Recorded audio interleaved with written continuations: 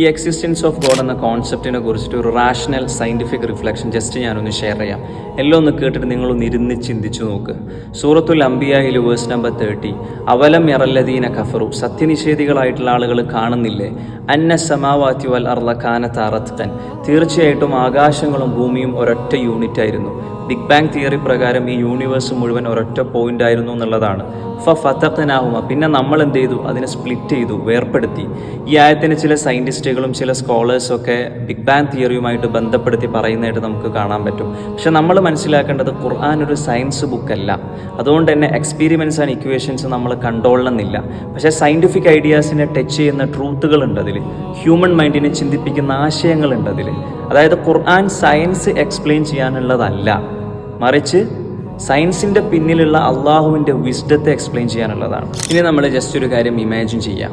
ഒരു massive solid rock, വലിയൊരു പാറക്കല്ല് നമ്മൾ ഹൈ എനർജി പൊട്ടൻഷ്യൽ ഉപയോഗിച്ചിട്ട് ബ്ലാസ്റ്റ് ചെയ്ത് കഴിഞ്ഞാൽ അതിൻ്റെ റിസൾട്ട് ഔട്ട്പുട്ട് എന്തായിരിക്കും?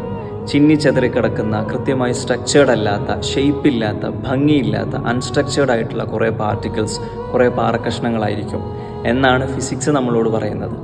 But look at the universe, billions of galaxies neatly arranged, planets moving in fixed orbits around their stars, spinning smoothly without a single mistake.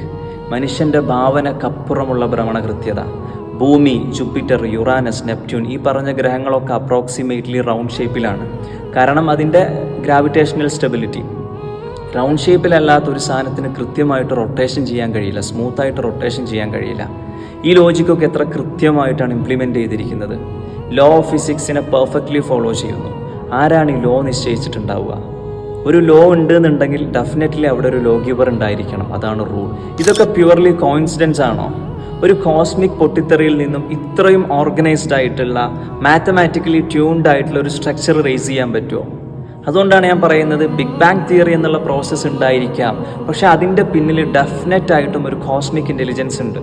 അതാണ് നമ്മുടെ റബ്ബ്, the ultimate power, the ultimate creator.